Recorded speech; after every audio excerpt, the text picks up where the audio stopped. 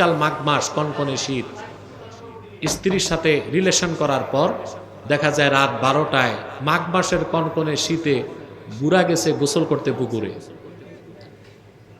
কে কইছে এই কষ্ট করতে? এই মাঘ মাসের শীতে রাত বাজে 12টা, পুকুরে যদি গোসল করে 7 দিন আর ভয়তে যাবি স্ত্রীর কাছে? কথা বলেন। আরে ভাই, আপনার সাথে সাথে গোসল ফরজ না, আপনার উপর কখন গোসল ফরজ? এখন আপনাদের মধ্যে একটা ভুল মাসালা আছে, বলে দিব। আপনারা যখন বিয়ে শাদী করেন স্ত্রীর কাছে যান, হ্যাঁ? আরে ভাই যান তো, লজ্জা পান কেন? যান না? এখন গোসল ফরজ হয় না? তা আপনারা মনে করেন আপনারা নাপাক হয়ে গেছেন, তাই মনে করেন? দেখছি শতকরা 88 জন বক্তা ওয়াজে বসে এই কথাই কয়, যখন বিবির কাছে যাবেন গোসল ফরজ হবে, নাপাক থাকবেন, নামাজ পড়বেন না। আরে ভাই, মুমিন তো কখনোই নাপাক হয় না, তো বিবির কাছে গেলে কেমনে নাপাক হয়? এটা একটা প্রশ্ন। কথা বলেন। আপনাদের মনে জাগছে এটা? মুমিন কখনো নাপাক হয় না যতক্ষণ ঈমান আছে।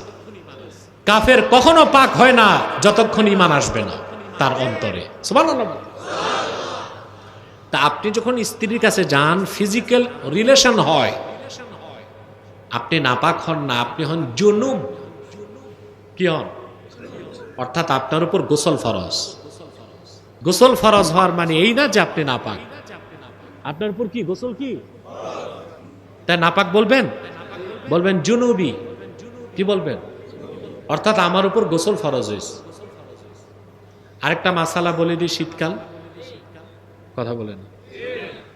Closely related with our daily life, আমাদের দৈনন্দিন জীবনের সাথে খুব সম্পৃক্ত।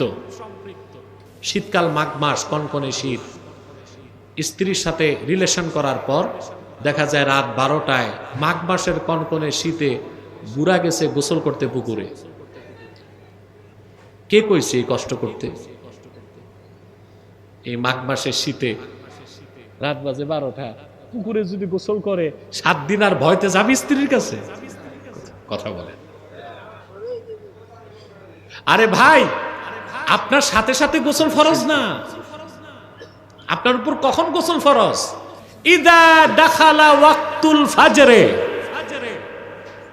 ফজরের টাইম এন্ট্রি করার পরে গোসল ফরজ। এর আগে আরামে ঘুমায় থাকেন নিয়ে আসা। হ্যাঁ, এর আগে যদি আপনি কোরআন তেলাওয়াত করতে চান, তাহাজ্জুদ পড়তে চান, তখন আবার ফরজ হবে। একটা কষ্ট থেকে বাঁচার ব্যবস্থাও বলে দিলাম।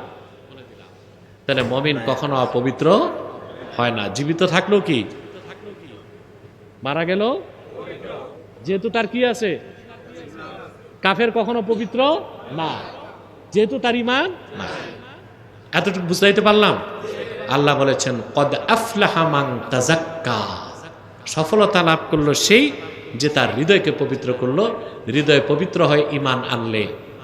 আর ঈমান যখন থাকে না, হৃদয়ে শিরক আর কুফর ঢুকে, তখন হৃদয় অপবিত্র হয়ে যায়, মানুষটা অপবিত্র থাকে। কথা বুঝতে পারছি?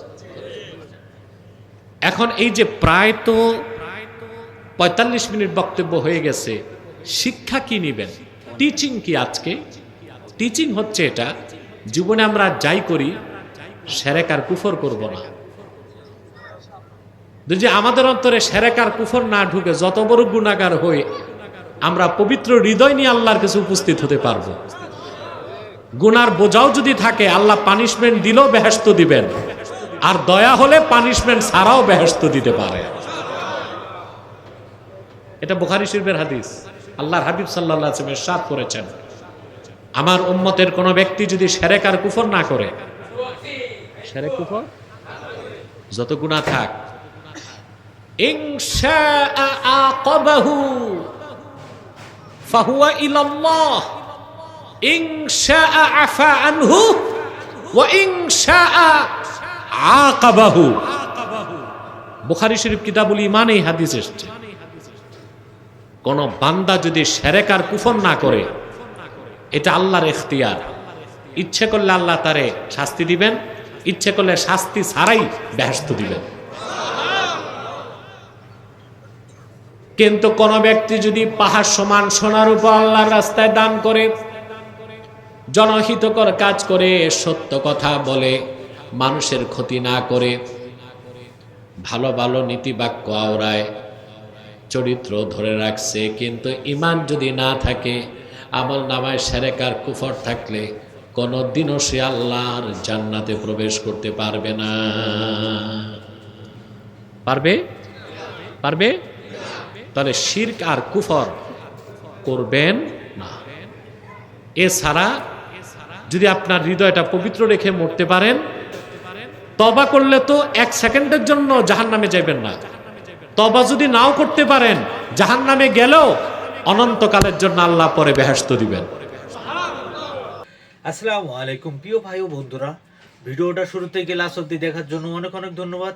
এরকম নিত্য নতুন সুন্দর সুন্দর ওয়াজ পেতে হলে আমাদের চ্যানেলের সাথে থাকবেন, আমার চ্যানেলটা সাবস্ক্রাইব করে আমার পাশে থাকবেন। আর নিত্য নতুন ভিডিও প্রতিদিন আপনাদেরকে উপহারের জন্য নিয়ে আসবো। তা সবাই ভালো থাকেন, সুস্থ থাকেন, বিদায় নিচ্ছি। আল্লাহ হাফেজ। আসসালামু আলাইকুম।